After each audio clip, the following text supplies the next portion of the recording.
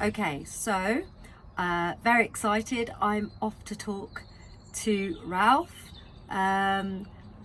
It's very difficult to do an introduction to someone that has worked with so many people, not just as a session drummer, but also as a band drummer. He's currently with the Waterboys. I think he's been with them for several years, and also known for his work with Van Morrison. Yeah, check out the link below to see all his credits. You will have watched a film with the soundtrack that Ralph has played on, and I can't wait to talk to him, not only in his capacity as a band drummer, but as a session drummer and as an educator, as a drumming teacher. So yeah, look forward to asking him what makes a good drummer, and also hearing about his own drumming journey and how he got to where he was, and yeah, so stay tuned. Here goes. Hi Ralph. Hello. Thank you for doing this with me. Thank you for doing it with me. It only took us 2 years. It did, but we're here in the end. We did it. We did it. You're so busy, I can never get hold of you. Oh, yeah. You're so... It's Sorry, good we did it. I was going to say that to you. Okay, let's start right at the very beginning with your drums. So what I would like to know is why you started the drums and how old you were. I started having lessons when I was 12, but I got interested in them when I was younger than that, probably about seven or 8, maybe 9. And I had, luckily my parents used to often take me to go and see music concerts, particularly jazz, and we lived in South London, and there was a place in Woolwich called the Tram Shed where they used to do comedy as well, and it kind of wasn't a pub, it was like a theatre kind of place so that kids could go, and I used to go there with them, and we used to go and see mainly kind of Dixieland jazz bands like a thing called Best of British, and we used to see Acapulco, Monty Sunshine, those sort of Dixieland jazz bands, and I saw a few drummers playing with those bands, and they really caught my eye, inspired me. I loved hearing them. The bands were having loads of fun. It was great, and I think I just liked it. I really liked the drummers. So when I was about 9, I asked my parents if I could have drum lessons, and they said, "Oh, you've got to learn a sort of something like piano first." I think they were tactfully trying to put me off, and they said, "Look, if you really want to do it, why don't you just learn some piano, which is a really great grounding, and then if you do that for about 3 years, then you can, we'll let you play the drums." And they probably thought to themselves, "Oh, he'll probably put him off easily and he'll lose interest."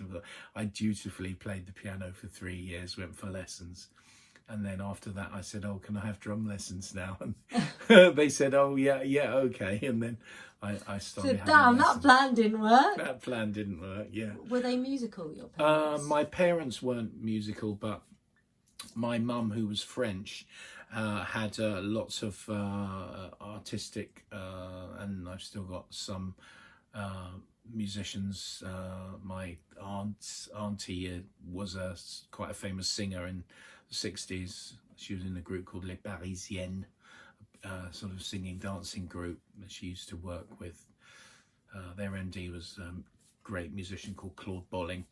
And we've got some, I've got a cellist, and my great-great-grandmother was a prize-winning cellist at Paris Conservatoire. So there's music in there, but my mum used to just play a bit of piano. Okay. My parents weren't directly musical, but they liked it. Yeah, and like you say, from musical heritage. So you started the drum lessons Yes. at 12? Yes. Oh, yeah? Yeah, when I so was they 12. said all right. Yeah. And did you have a drum kit? Did you go to a teacher? Yeah, my parents very kindly bought me first they bought me a little snare drum, a Maxwin by Pearl. It was like the little cheap series They weren't so cheap in those days. I think, and then I had that. It was like a snare drum on a stand, and a little arm with a little splash cymbal, and then they bought me a drum kit. I think my teacher said, "You got to get a little drum set." So they bought me a little Maxwing kit that went together. I had it in my bedroom with two tom-toms and a cymbal and some hi-hats, and started off with that. And I was listening to a few records and playing along and having lessons, and that's just how I started off. I had a great, fun, inspiring teacher who helped me a lot, called Brian Booth. He's still around. He's a lovely guy. He was a classical player who played drums. He loved jazz, so he taught me percussion and drums, which was great. And that's how I started. He said, "Oh, you've got to do percussion as well." So I did that, and it was a bit of fun. I wasn't taking it too seriously. Right. And then he had a band. He used to run a kids' rehearsal band, and then when I was good enough, he said, "Oh, you can come along to that." It was in Islington, and I went along to that, and it was a great, fantastic bunch of kids and youngsters, a couple of pros who used to come in and play with us, and I started playing rehearsal charts for big band charts like Glenn Miller, Count Basie, Duke Ellington, that sort of thing, and that was my first sort of band experience of playing with other musicians. How old were you at this point? I was probably about 14. So you've been playing a couple of years? Couple of years, yeah. I was pretty basic. Were you obsessed about drumming, would you say, or did you just enjoy it? Did you come home from school and kind of jump on the kit? Yeah, I did. I probably wasn't obsessed with it, but I liked it. Did you know? When did you think, I want to do this? Well, my teacher said to me, I think he sort of said to me when I was about 15 or 16, he said to me, you know what, you're good at this. You can maybe think of, doing this, maybe you could think about going to college or something. And I was like, what? Oh, I never thought anything about, never thought about anything really. Yeah. And then he suggested that, and I said, oh, wow, okay, blimey. And then I started thinking about that. By that time, I had a very lucky break. I had a little group of my own that I was playing in a pub in South Norwood in South London, and with a bunch of my friends, and a musician who was a top jazz and session saxophonist, Andy McIntosh, moved into near the area in South Norwood, and his dad was a famous dance band leader, Ken McIntosh. So Andy saw that we were playing, and he got his band to play, got a little band together, and these were top session guys. They were amazing. And he just got back from Los Angeles. He was playing in the Maynard Ferguson band. He played in the Buddy Rich band. This guy was an amazing musician. And he had a band there on, we were playing Sunday nights, and he got a band in there. He used to play on Wednesdays, and he wrote a load of really great, funky Tom Scott style charts, were amazing. And he started playing them, and I went to see him. It was incredible. And then one week, someone said, "Oh, there's this guy who wants to have a word with you. He's a band leader, Ken McIntosh. He come in to hear our band play." And he was sitting at the bar, and the keyboard player in the band said, "Oh, come over. Ken's in here, and he wants to talk to you." And then he said to me, "Oh, can you read? Can you keep time, kid?" I said, keep time? What's that?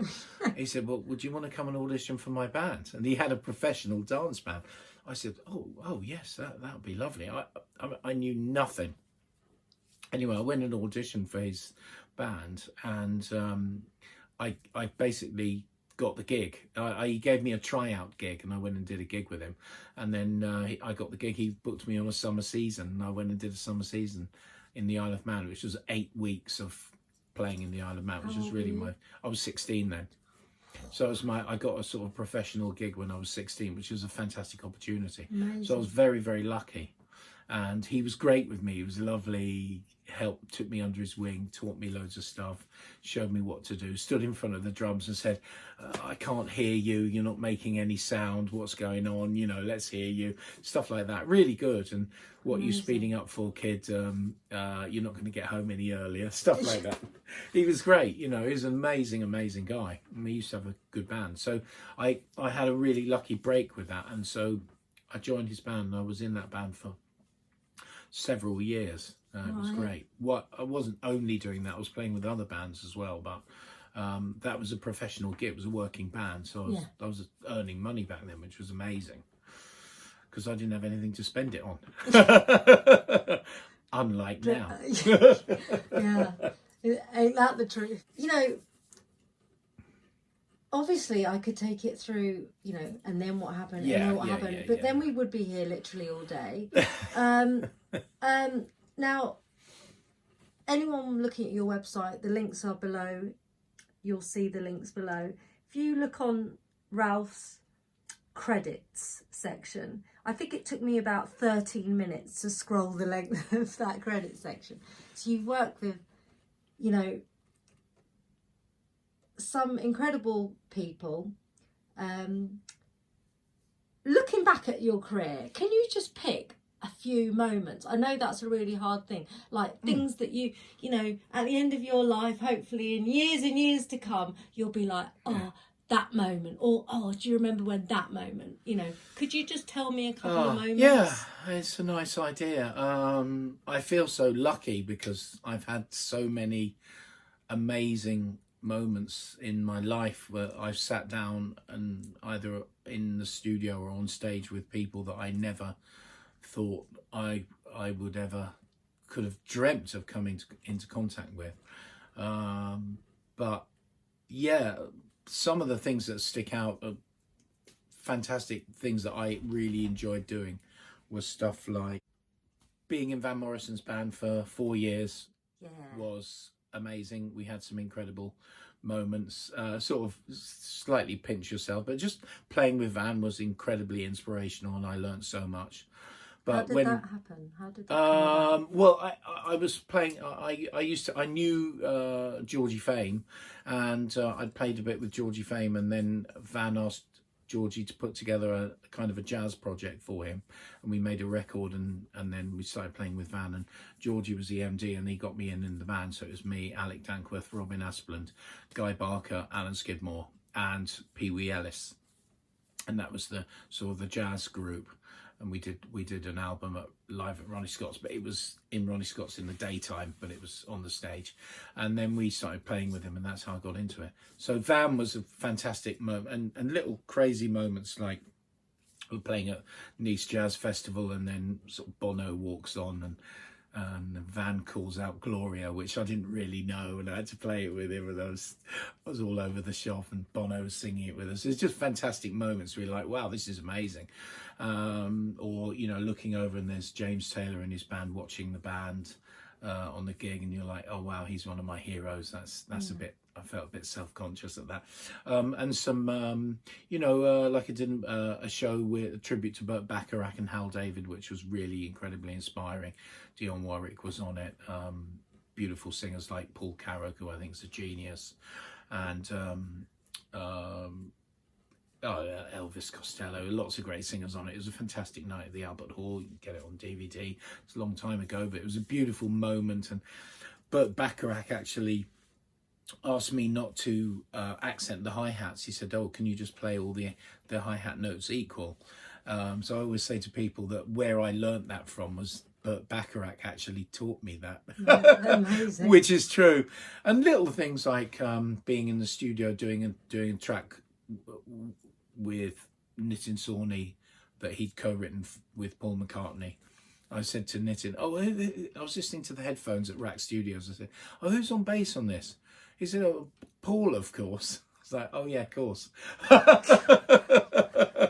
That was a special moment. But things like that, stepping in and playing a gig with the Count Basie Orchestra at the Barbican at the last minute was fantastic, and then playing with some great people, like doing a project with Wynton Marsalis and the Lincoln Center jazz orchestra, select guys from that orchestra coming into London, playing together with them, stick in your mind. It was fantastic. So I've been lucky. I've done so many diverse things that have been fun and inspiring. Those are some of them. I'm going to ask you the drum question, Yeah. okay? Which is, Ralph, in your opinion, what is the definition of a good drummer? What makes a good drummer to you? Ooh, it's a good question. For me, I like to hear someone who moves me.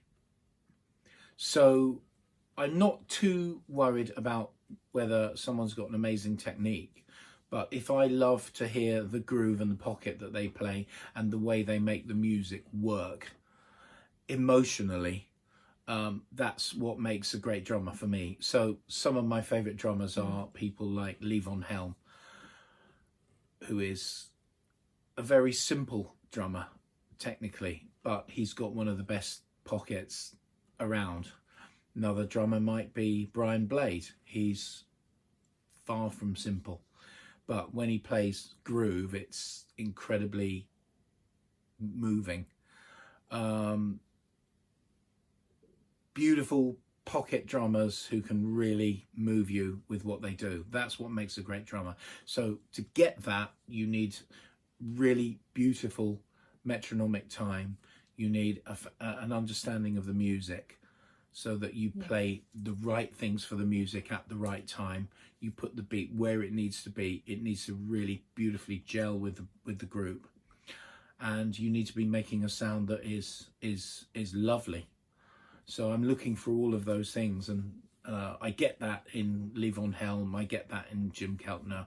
I get that in Steve Jordan. I get that in Steve Gadd, even though these guys are also, in many cases, technical geniuses as well, but it's not always the technical aspects that drive me crazy and make me excited. Although some of Steve's most virtuosic moments, definitely, I love them. They're incredible. Chick Corea Friends, three quartets, some of the Paul Simon stuff, obviously all his amazing interpretation and fills. They're very, very technical, but if you take those on their own, they don't have the meaning until you put them into the musical context of the way he plays things. And one of the most beautiful things that I think Steve has ever played is on a James Taylor track from the October Road album. The track's called The 4th of July, on the 4th of July. And there's a little hold in the music. And then in the second bar, a drum fill happens. And on the third beat of the bar, he just drops a single bass drum note in the middle of the bar. And it's just, it's the most simple thing that you could have played. And he chose to play it. And it's just gorgeous. I want to ask you about your personal drumming, okay? Yeah. Your USP. You are, in fact, you're interesting for a lot of reasons, but you're a band drummer. You've been in the Waterboys for several years now. Yeah. But also you're a session drummer. Yeah. So you're coming at it from, because I've interviewed band drummers, Yeah. and I've interviewed session drummers, and I don't know, forgive me if I'm wrong, that No. I've interviewed someone like you that does both. Why are you in such demand? And what is it about you? What is the Ralph USP? I like this whole thing about awareness. What are you aware? What makes you good? I think I've got an idea. I mean, I've got some things down a bit. I wouldn't compare myself to any of my heroes, but I can do some things. One of the things I can do is I can play grooves that feel good, which is a must. Yeah, I can play a groove that feels comfortable. That's point one. Point two, I'm versatile. I can play quite a few different things, not necessarily that well, but one of the things I have been into is playing jazz and big band. I've done lots of it and I can do it So that's one of the things that makes me usable for some people. Then I'm used to playing plenty of different styles. The other thing is I can read.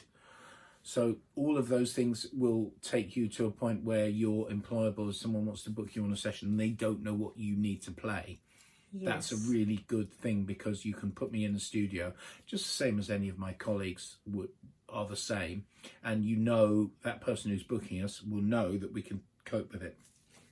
We can play good time, good feel, play lots of different styles and read, and that will take you through a lot of things. So that skill set is important to me. Having said that, I don't really use my reading skills much in the Waterboys, because I learn the tunes, even though I do chant them out initially. I learn them and then I just play them from memory. So it's a different skill set. But I think I've learned something from being a band player and being in a band. Really, just to sort of not think about too many minutiae and just concentrate on being in the moment with the group, watching the artist and trying to think more like a band musician. Yes, because that is an interesting point. Like getting in the zone for, say, a session. You know, you did Abbey Road the other week. We were talking about. You know, how do you get in the zone for that? Is it the same that you prepare for a gig with the Waterboys? Yeah, it's exactly the same. It doesn't matter where I am. I'm just thinking about how I can make the music work, and there'll be some challenges like the producer doesn't know what he wants me to play. That can be a challenge, or there's something on the chart and I don't get it, or the track is uncomfortable, or the sound's funny, or I'm not sure whether it should be snare or rim, or it's a bit quick, or it's a bit slow, or the bass player's all over the place, or it could be anything, or I'm really tired, or something. You know, there are lots of things to work out. So I just try and take all of those things, get into the zone and make something good. Or someone's a bit tense, try and be relaxed, and just remember you're just making music. If it doesn't work out, you can do it again. We're not saving lives. We're not paramedics. We're not doctors. We're not surgeons. Those people are you know, what they do is extremely important. It's a matter of life and death. If I play the drums slightly out of time, or as I say to students, if I even don't turn up, what's going to happen? Pretty much nothing. You know, we're just you know, we're artists. We're not, you know, that's a very interesting way. It's a way of thinking about it. What we do hasn't got much bearing on anything.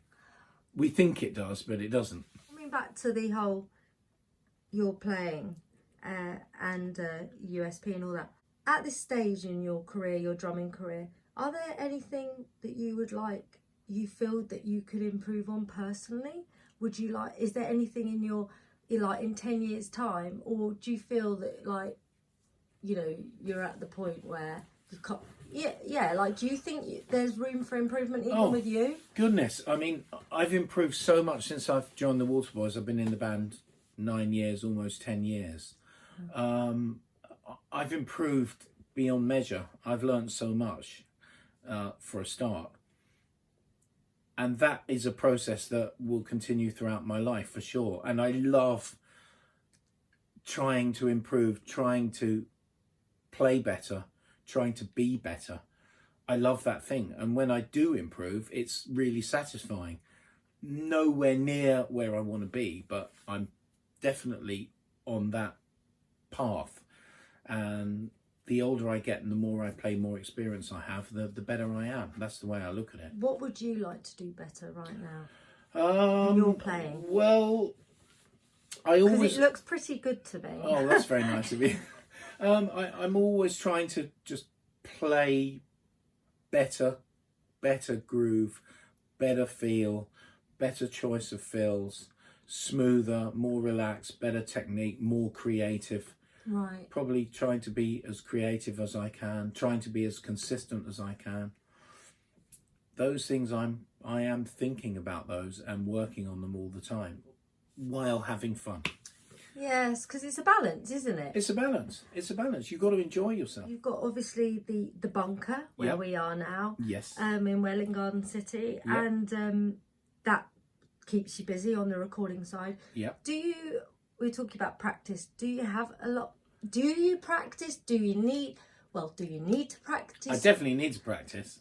Yeah. Do I practice? Yeah. Very little behind the drum kit here, because I have very little time to do it. So I try and work a few little things out, but I haven't done any hours and hours meaningful practice day in, day out for years. Do you do rudiments? I do a little bit of that when I can, usually when I'm on the road, but normally it's just a warm up. Yeah, as a warm up. I have to warm up certainly in the Waterboys. Yeah, what do you do? So you're about to go on stage in what, half an hour? Yeah, I do. What do you do? I start my warm up probably about 45 minutes to an hour before, and I need to do about 15 minutes. I just sit on a chair and I just play normally groups of molar technique triplets, hands together, and then I maybe split them up like that kind of thing, just to get my hands moving, put them into split triplets, and then it maybe do something like that or something like that, just to keep myself going, just to get the motion going. And it really helps me as well. It really helps me to warm up nicely. Yeah, that's about as good as I get now. And then try and learn, improve my bebop independence vocabulary. I don't even know what that is. That sounds good. I normally do that when I'm sound checking the drums or something. It's good. Anyway, not much. It's very hard to get the time to do it. Do you get nervous before going on with the Waterboys? No, I don't get nervous. I hardly ever get nervous. The only time I would get nervous is if you take me out of my comfort zone. I don't like to be out of my comfort zone. So what would that be? That would be what I used to do, is because I learned classical percussion at the Guildhall, and so a long time ago, many moons ago, sometimes orchestras would ask me to come in and play a bit of drums in some Gershwin or something. Then they'd say, oh yeah, can you come and play a bit of percussion in the section? That is right, I won't do it now, but that was completely out of my comfort zone. Probably my swan song was, I played a last night of the proms a few years ago at the Albert Hall, and I played I think an Arvo Pärt piece, and David Hawkins, the principal of BBC Symphony, said, oh yeah, you're going to play some vibes in this. I said, oh, I'm not. Don't worry, there's no way I'm doing that. But he said, we got some drums to do, and then come and play a bit of vibes in this Arvo Pärt piece. And I said, oh no, I definitely can't. I won't be doing that because I can't play anymore.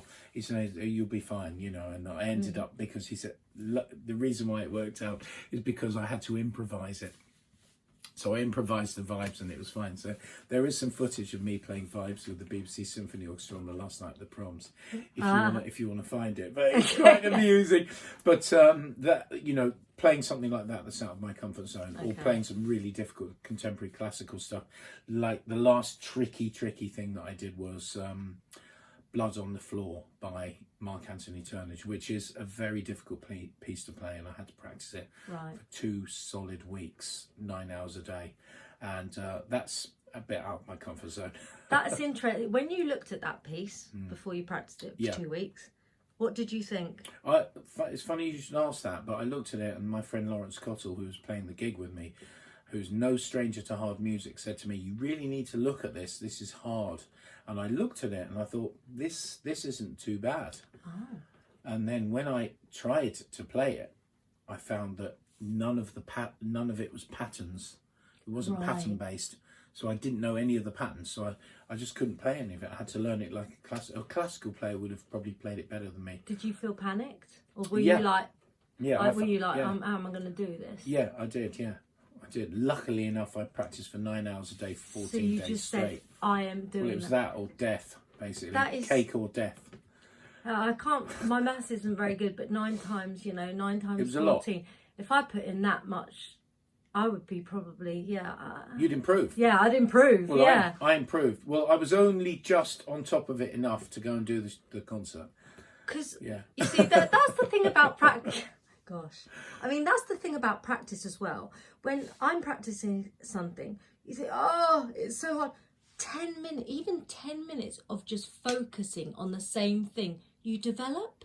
But we've got such short, people in general, I have, we want results like that sometimes. Yeah. And then we get bored and we think, actually, can you imagine the improvement in you know, even an hour a day. Yeah, well, actually. we've worked on that together, talking about improvement and working on simple things. That's what I do when I teach. Yeah. I focus on simple things, because being able to play a really good simple groove is what drummers do most of the time. So if you focus on that and you work on it, consistency, relaxation, good feeling groove, good time, good sound, then you're going to sound a lot better, and that improvement curve will come quickly. And I see that with my students because we do it together.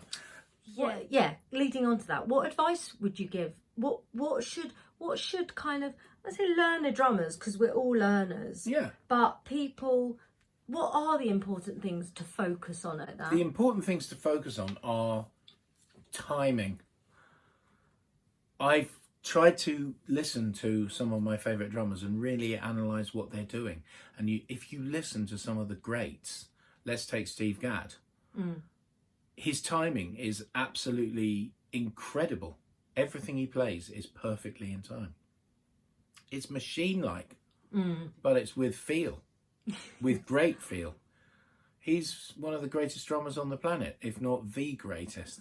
So timing is really, really important. Then playing the right appropriate things for the music are important. You've got to know the music. If you're playing jazz, you need to know the language.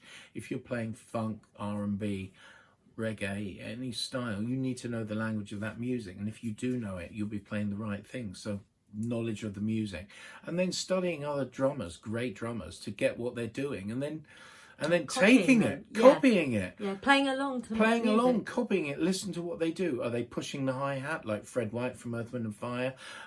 Is the bass drum right on the front of the beat like Vinny puts the bass drum right there? It's like the bass drum is really fronty, makes his groove sound, wow, they're like really tight, immediate. Steve Gadd, slightly behind snare, same as Steve Jordan.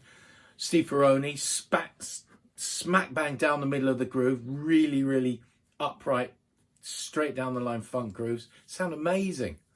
All of those things is like listening. I listen to those guys and try and work out what they're doing, and then try and copy it. Carlos Vega, James Gadsden, Bernard Purdie, Jeff Beccaro, John Robinson, all of them. All the greats. Yeah, all the greats. Find out what they're doing. And you know, that will help you become a great drummer. I know people ask me that, and that's what I try and do. Practice with a click, practice with play-alongs, record yourself so that you can hear yourself back, like we've done. And we did that. And how did do you think it helped? What do I think it helped? Yeah, I thought. What did you get from it? Well, what was very interesting was, and I don't know if there's any way that I can tag any of the footage or the sound to the end of this thing. If it is, it will be in the contents. But yeah, what I felt was that, number one, it was really great hearing my drums in a mix. Secondly, I was playing, I thought I sounded better than I had imagined. I was quite cautious, especially drumming in front of someone like Ralph. I was quite nervous.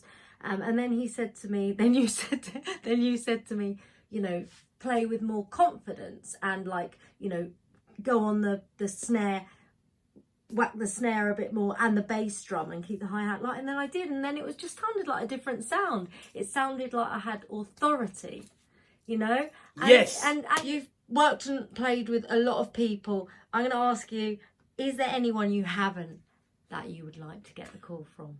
Oh, I mean, I'd love to play with loads of people. Let's name a couple. Well, I'd love to play with Pat Metheny.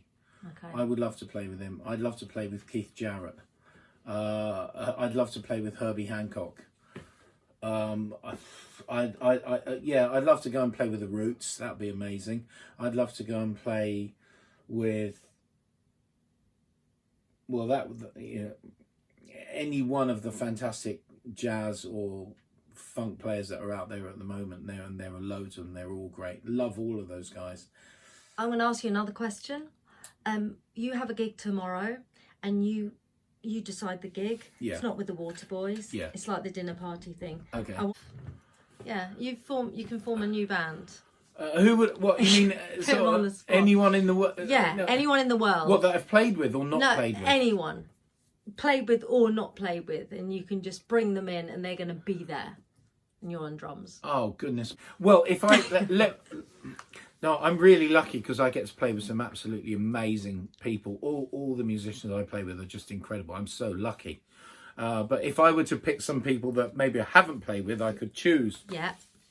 Maybe on electric bass, I'd maybe see if I could get Will Lee or Nathan East. Would be a bit of fun.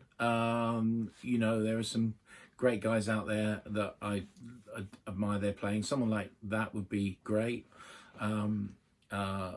Keyboards, probably Greg Fillinganes. Guitar player, I don't know, George Benson would be nice. I'd love to play with him.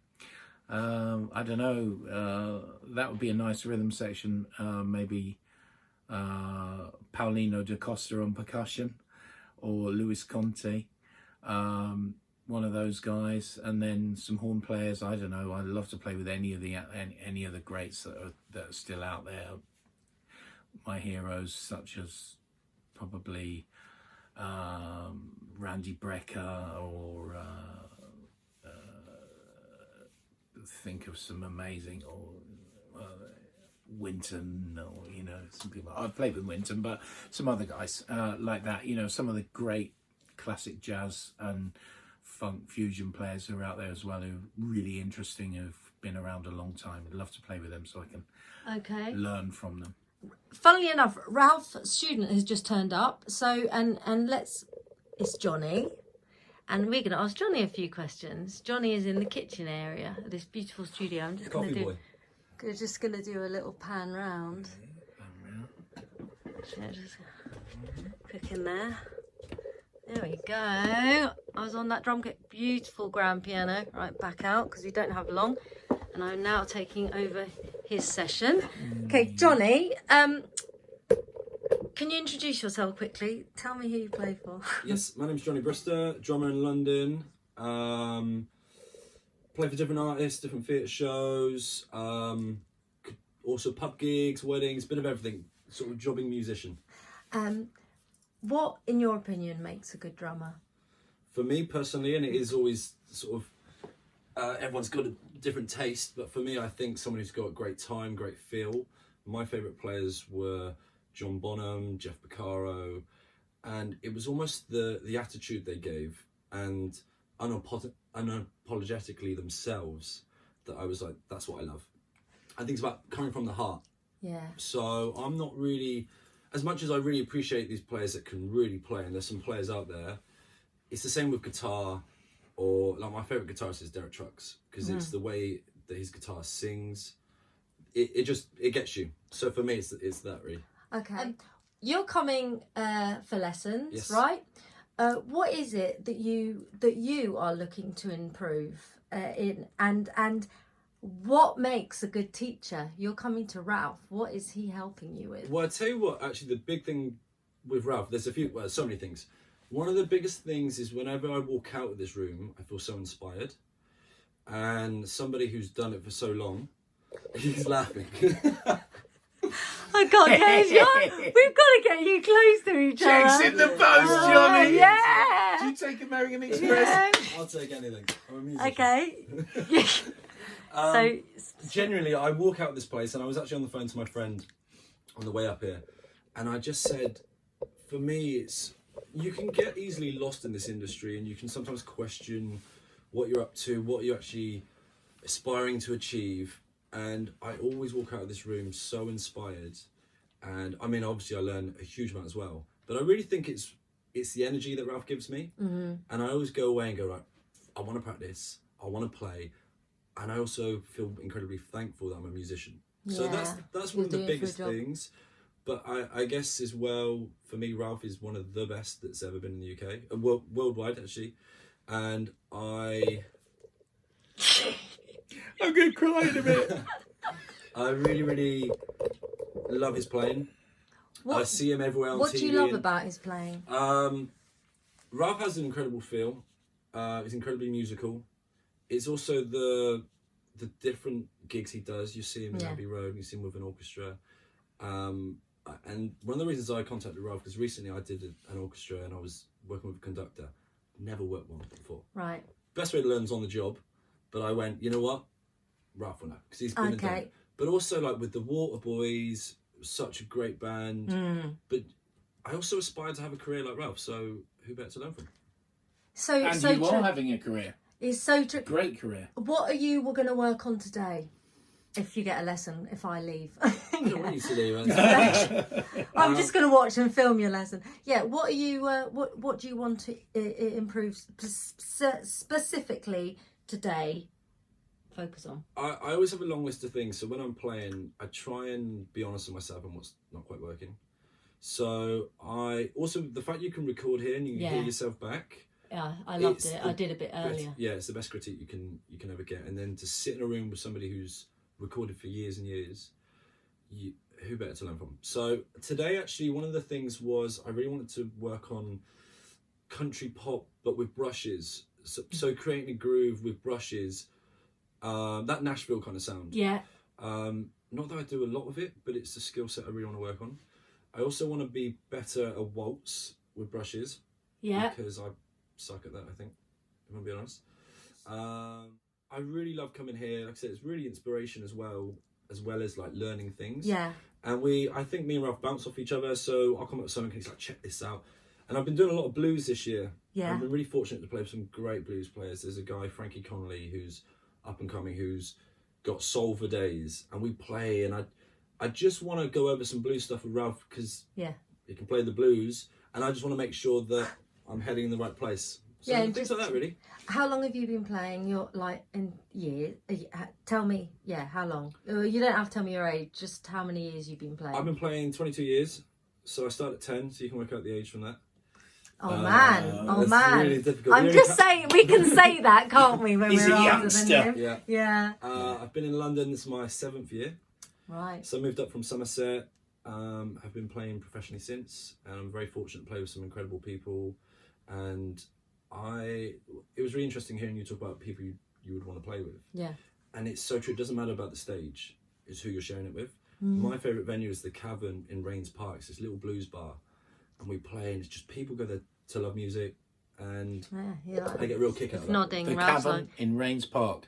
Yeah. Go there and hear Jonny.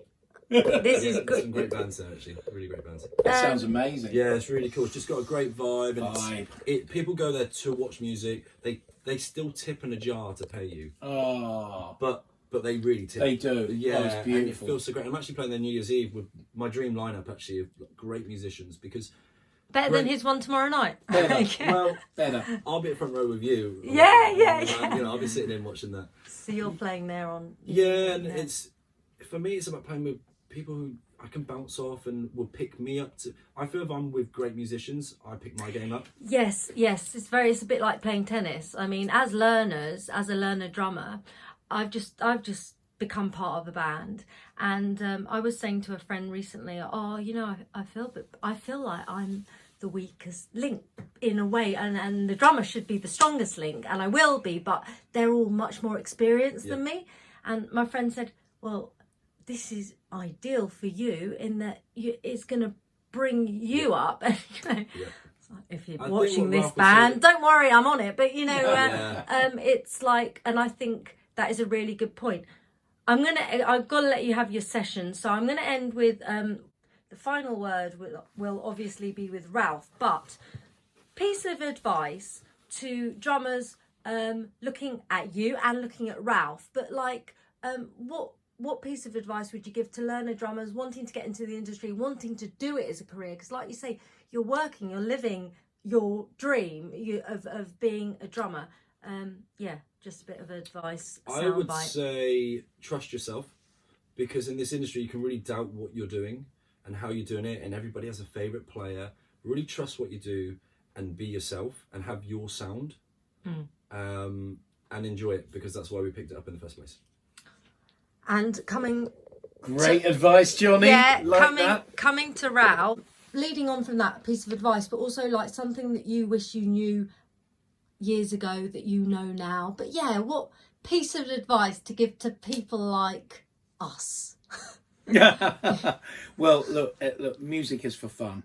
So, like what Jonny said, if you follow your heart, trust yourself, go for the music that you love and enjoy it, that's probably my advice. But I would say, in addition to that, if you want to get good and you want to become a professional, then work on things, start working on getting yourself better. So improve your time, improve your music knowledge, improve your styles playing, learn to play different styles. And yeah, because we're all learning. We're all learning. Learn. But enjoy the learning. And you know, come to the bunker in Welwyn Garden City because it's pretty good. It's and I think amazing. And I think you can learn a thing or two from this gentleman here. And I'm going to come in. I'm coming round. I've got to remember to crouch down. This is the legendary moment. Here she goes. All right, here we go. Now I'm crouching down because I always forget to do that. Thank you so much. I've literally had such a fun time. I don't want to leave. I don't know whether I've got any footage of me playing the drums earlier, but you have. It will be kept to me. No. And let me shake these drummer hands. Come on, give me some magic. Thank you, Laura. Thank you so much much. For coming. And Mr. Ralph Salmins in the bunker. That's right? it. All in the bunk. In the bunk. Thank you, Laura. Respect. Bless you.